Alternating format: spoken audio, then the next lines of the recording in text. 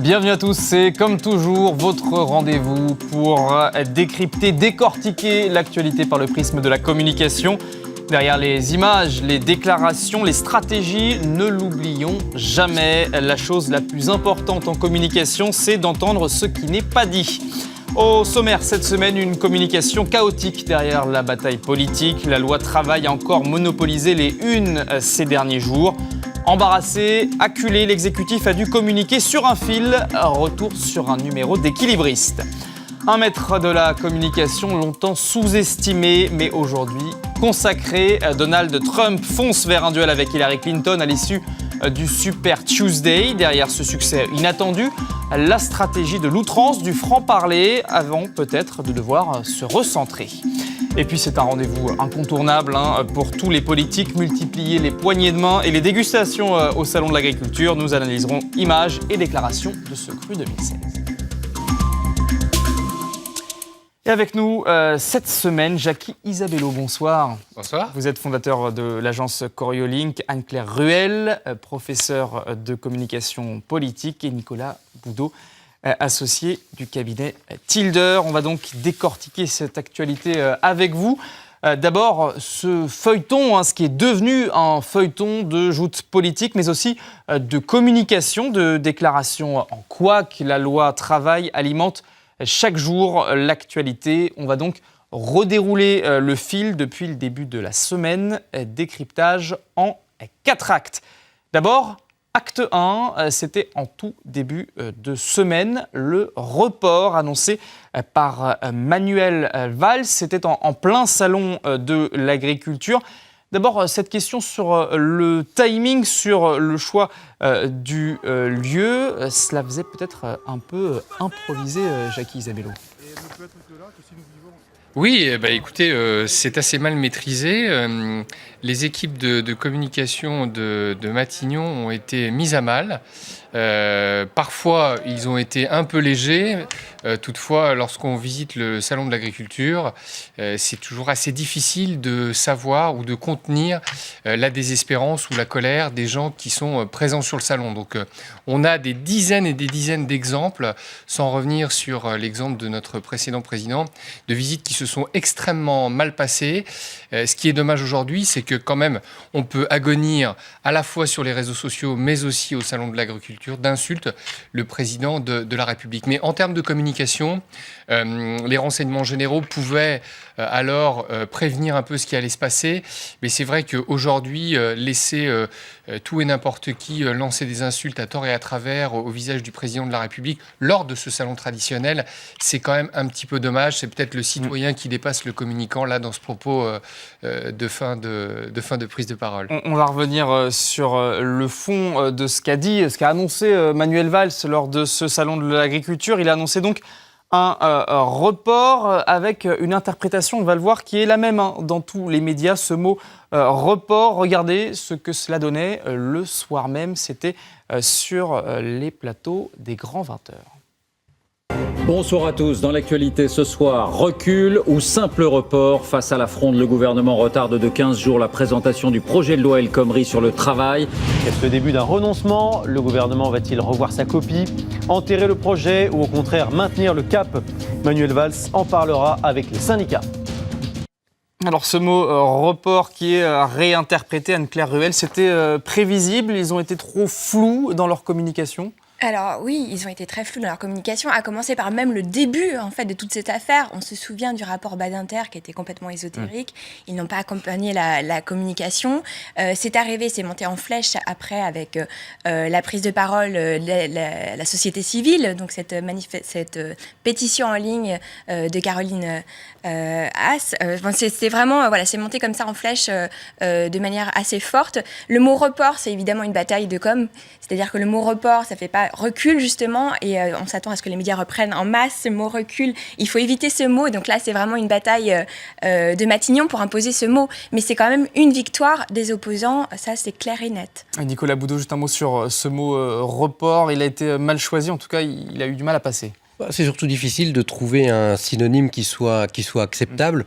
Et puis surtout dans les faits, à partir du moment où un gouvernement annonce un report, il crée une fracture et c'est la porte ouverte à toutes les contestations pour essayer d'obtenir plus que le report, c'est-à-dire le recul total. Et on sent bien qu'on est à un moment de rupture où chacun des protagonistes, le gouvernement d'un côté et les opposants de l'autre, sont en train de se préparer à livrer une bataille dans les jours qui viennent. On avance avec l'acte 2, le malaise au sens propre comme au figuré. C'était mardi avec cette dépêche AFP, ce communiqué du ministère du Travail pour annoncer un malaise donc, de Myriam El Khomri, la ministre du Travail, hospitalisée pour des examens. C'est ce que dit son entourage à ce moment-là. C'est le scénario donc, qui est repris par tous les médias. Mais quelques heures plus tard, c'est François Hollande qui va prendre la parole pour préciser l'état de santé de la ministre. On écoute le chef de l'État. Elle a eu, non pas un malaise comme je l'ai vu, mais en tout cas, je dirais un accident domestique. Et elle sera sur pied dès ce soir. Je vous remercie de vous inquiéter de sa santé, car c'est une femme courageuse. C'est une femme qui a des convictions, qui veut les faire partager et qui est aussi une femme qui est à l'écoute. Et elle le montrera. Et François Hollande qui revient sur les propos de l'entourage pour dire que ce n'est pas un malaise, c'est un accident domestique. Là aussi, on a un flou et peut-être un nouveau couac, Jackie Isabello. Martine Aubry disait quand c'est flou, c'est qu'il y a un loup. Je n'aimerais pas être à la place de Madame El Khomri. On a dit au début de sa prise de fonction au ministère du Travail qu'elle était peut-être un petit peu légère sur ces sujets. Aujourd'hui, en communication, la pire des choses, c'est de multiplier les intervenants sur un même sujet.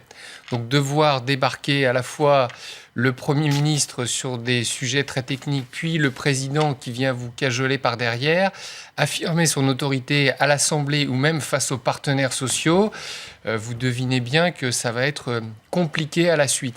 Mais juste pour terminer, c'est depuis le début, vous savez, on a cité Martine Aubry, je vais citer Michel Rocard qui disait « on s'en fout d'avoir raison ou d'avoir tort. Ce qu'il faut, c'est être lisible. » Et ce gouvernement, en fin de quinquennat, n'est absolument plus lisible parce qu'il va sur les territoires traditionnels de la droite, que ce soit sur la déchéance de nationalité, que ce soit sur les sujets du travail et sur bien d'autres. Regardez la une du Monde sur l'écologie. Donc, si c'est pas clair, je veux dire, ça ne peut pas passer et donc les contestations vont s'associer les unes aux autres.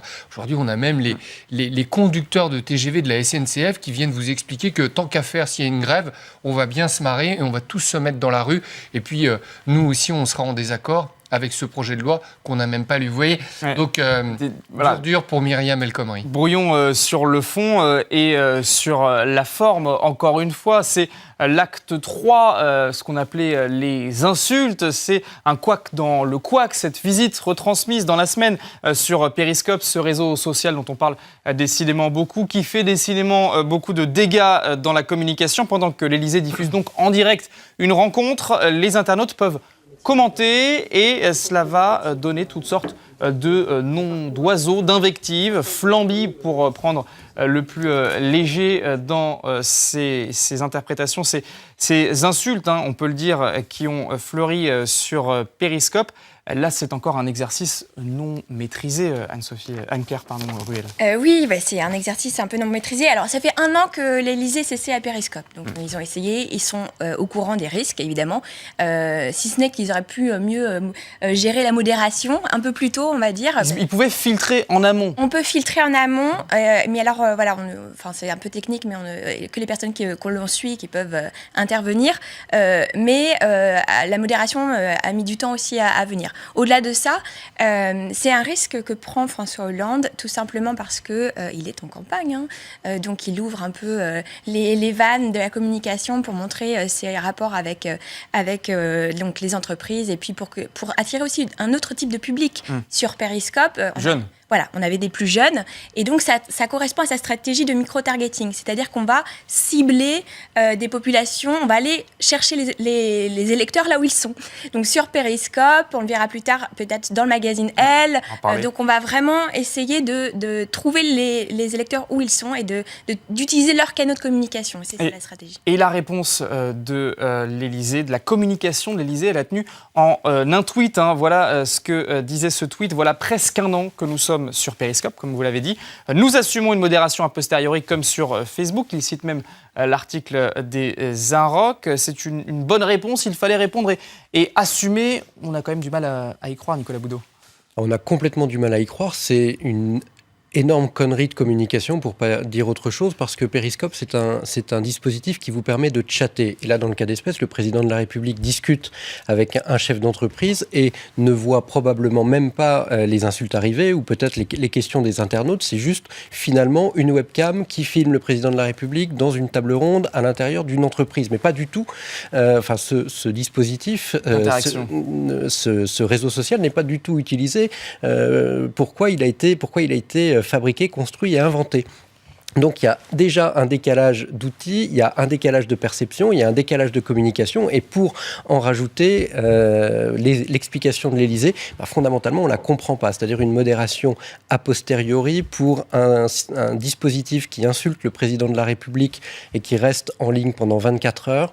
Non, c'est incompréhensible, c'est un problème, c'est un souci, c'est un mauvais usage, et finalement il aurait peut-être mieux valu mettre une vieille webcam qui filme le président de la République, il y aurait moins eu de problèmes. C'est d'autant plus incompréhensible que moi j'ai fait le test. En fait, je suis allée me regarder en direct le président, etc. Et il y avait très peu de gens en fait connectés. Il y avait 400 personnes. Et finalement, le bad buzz vient des médias, donc de la télévision et la presse en ligne, et la presse écrite, qui reprennent cela pour le médiatiser encore plus. Donc ça fait un effet catalyseur pour à la base 400 personnes. Il n'y avait personne au départ et il y en avait 11 000 à la fin. C'est le piège idéal pour que des militants du parti adverse se donnent rendez-vous, comme les militants du parti adverse se donnent rendez-vous sur les commentaires des papiers en ligne. Donc très honnêtement, très très léger.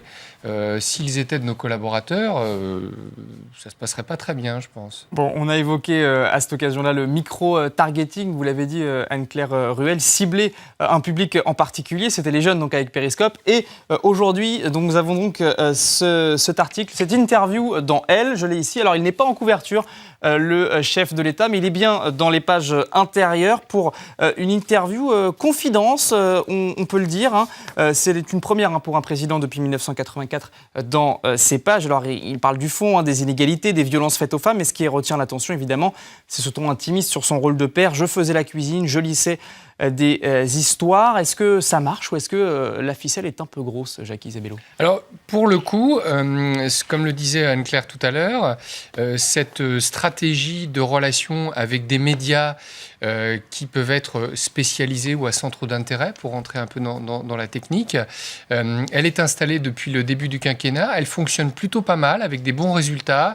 Je fais référence à ça, à l'interview du président sur Gulli. Donc ça, c'est plutôt assez malin. Ça fonctionne assez bien, c'est maîtrisé, ça s'adresse à un public qui est important, parce que rappelez-vous qu'en communication, il y a une chose, on dit toujours, on ne fait pas un président de la République sans l'électorat féminin. D'ailleurs, pour certains, on a été surpris que Nicolas Sarkozy arrive à attirer le vote féminin. Donc ça, c'est un point essentiel et c'est plutôt bien maîtrisé.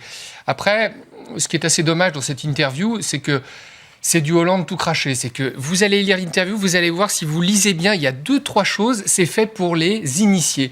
Il fait une espèce de petite référence à la querelle de Kamel Daoud, j'ai pas le temps d'expliquer.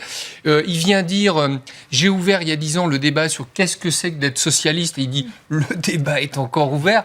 Qu'est-ce que ça vient faire là dans l'interview ? En tout cas, quand le texte a été relu, ça aurait dû être enlevé. Mais c'est du François Hollande tout craché, mais plutôt bonne séquence de communication. On va laisser François Hollande et sa communication à ce stade-là. On va maintenant traverser l'Atlantique avec, on va le voir là, un as de la communication.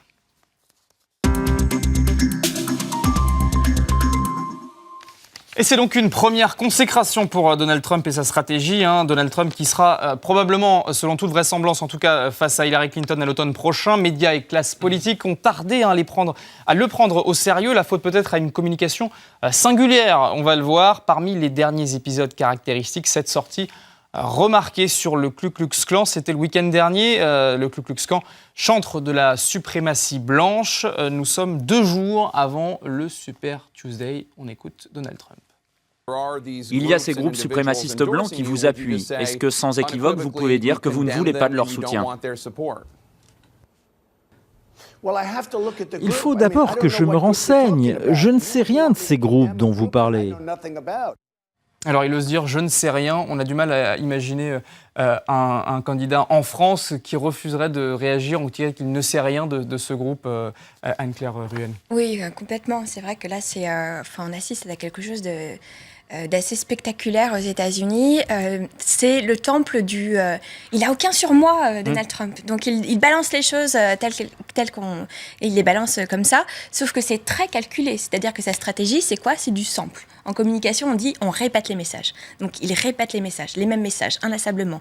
Sur n'importe quel média, il répète les messages. 2, c'est un mystère pour les linguistes qui essaient d'utiliser, de faire des analyses sur sa langue. Alors, son discours est compréhensible par des enfants de 9 ans.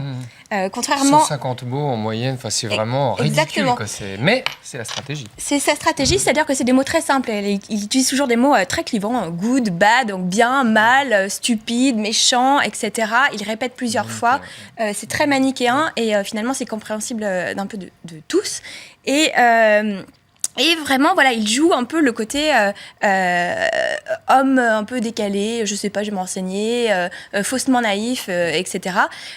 En fait, je crois qu'on avait Ronald Reagan qui disait que s'il n'avait pas été acteur avant, il n'aurait jamais pu être président des États-Unis parce qu'il trouvait que la charge était vraiment imposante. Là, on a un homme qui vient de la télé-réalité. Et il nous fait de la télé-réalité. Et donc, il est outrancier à souhait, il est extrémiste à souhait, pour jouer sur ses instincts un peu, sur le pathos. Vous savez, il y a 3 registres de communication. Il y a l'éthos, le pathos et le logos. Le logos, le fond, l'éthos, ce que je suis, le pathos, l'image et l'émotion.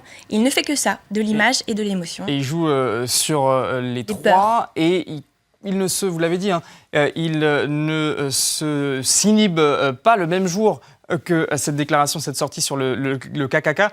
Il y a eu ce tweet avec une citation malheureuse, en tout cas on pourrait le penser, de Mussolini.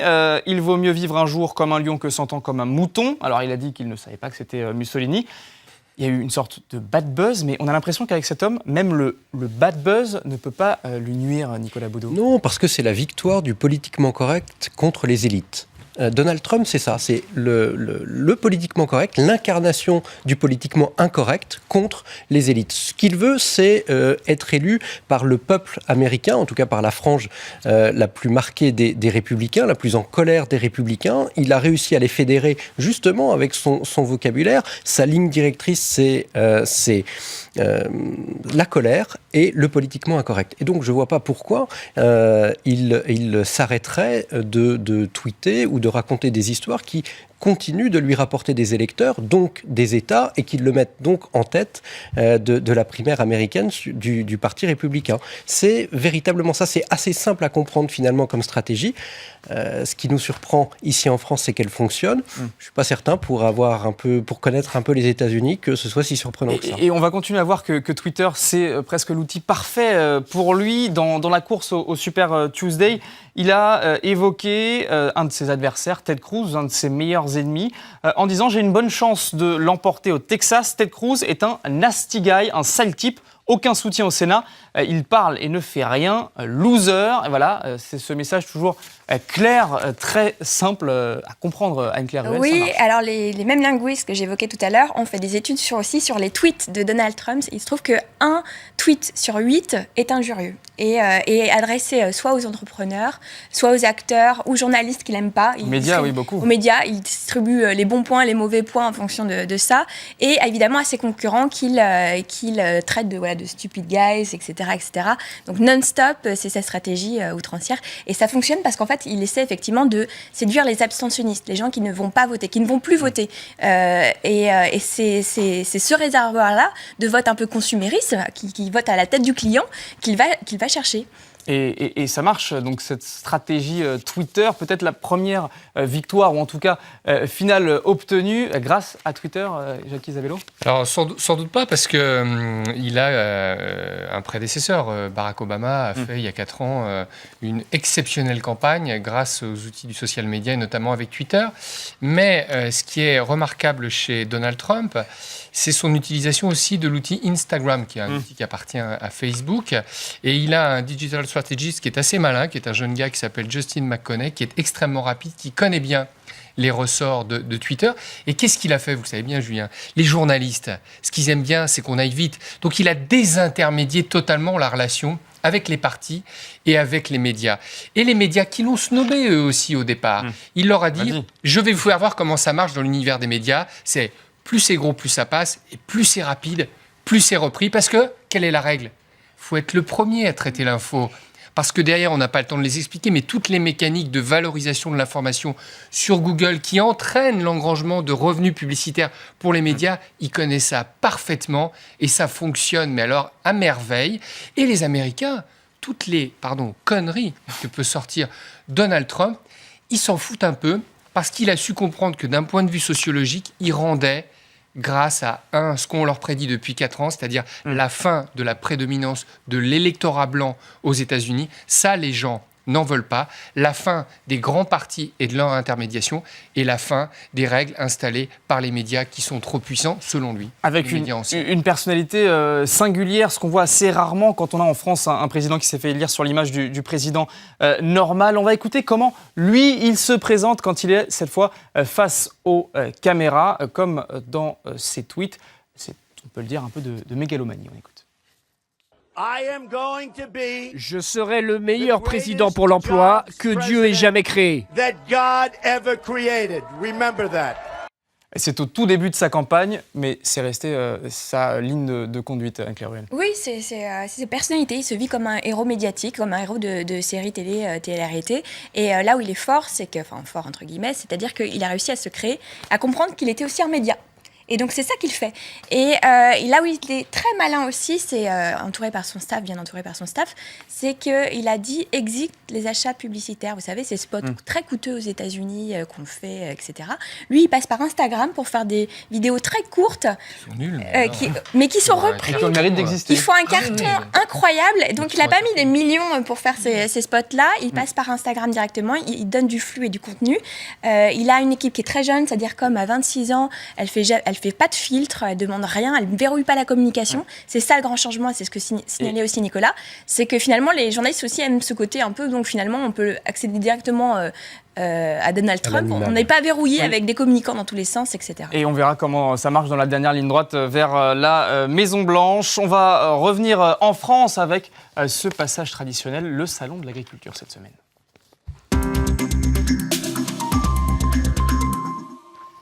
Et c'est donc un champ labouré tous les ans par les politiques, un passage obligé, on l'a dit, le Salon de l'Agriculture qui voit défiler tous l'échiquier politique dans un contexte particulièrement tendu cette année.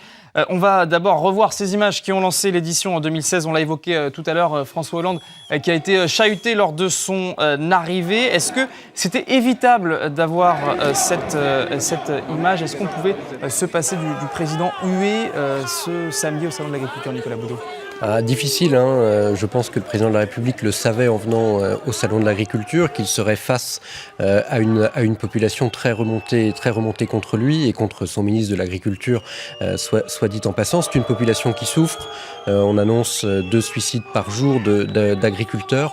Donc il ne pouvait pas éviter ça, ou le seul moyen, c'était peut-être d'y aller extrêmement tôt le matin au moment de la traite et finalement de ne voir personne. Et le fait d'y aller peut-être en catimini comme ça lui aurait aussi de toute façon été reproché. Il n'y avait pas de bonne solution. Non, et il valait peut-être mieux se jeter dans l'arène du lion plutôt que de venir à 5h du matin en cachette ou presque en cachette. Oui. Il le savait, il s'était préparé. Ça a peut-être été plus violent qu'il ne l'attendait, mais en tout état de cause, cette violence-là et ces revendications-là, on peut presque considérer qu'elles étaient attendues et qu'elles sont presque légitimes. Et accueil beaucoup plus calme pour l'opposition, Marine Le Pen, puis les ténors de la droite qui sont venus. Qu'étaient-ils venus dire à cette population en colère? On va le voir, le discours est bien rodé. L'adversaire, c'est l'Europe, le sauveur, c'est moi. Tout est fait manifestement pour avoir la peau de l'agriculture française. Donc nous sommes les défenseurs de l'agriculture française, mais pas seulement dans les mots, dans les actes, dans les gestes. Le seul ministre de l'Agriculture qui est obtenu de la part de l'Union européenne qu'on revienne sur les principes de concurrence libre et absolue pour privilégier les produits locaux, c'est moi. On n'a pas le choix. L'Europe, c'est la liberté de circulation des productions. Si nos producteurs ont des charges supérieures à ceux de nos voisins européens, ils ne peuvent plus survivre. Donc c'est un choix de vie ou de mort. Il faut sauver notre agriculture, c'est absolument essentiel sur le plan économique, mais aussi sur le plan humain. Les paysans sont aimés par les Français. Un montage assez parlant, Anne-Claire Ruel. Oui, le sauveur c'est moi, voilà, la faute à l'Europe, etc. Le salon de l'agriculture, c'est très politique. Ils s'observent tous, les politiques, quand ils font ça. Ils écoutent leurs interventions et c'est un peu le petit calcul politicien. C'est très symbolique parce que c'est la France éternelle, c'est les agriculteurs, ça représente vraiment quelque chose. Pour les Français, voilà, c'est patrimonial. Il y a quelque chose de cet ordre-là. Et puis effectivement, c'est très stratégique parce qu'on ne rencontre pas que des agriculteurs. Il y a des entreprises derrière. Il y a des grands groupes, c'est l'endroit privilégié pour rencontrer des élus. Donc c'est vraiment assez stratégique à 1 an de la présidentielle qui approche à grands pas. Merci beaucoup d'avoir été avec nous, Jackie Isabello, Anne-Claire Ruel et Nicolas Boudot. C'était, comme toujours, l'actualité décryptée, décortiquée par le prisme de la communication. Restez avec nous, l'information continue sur LCI.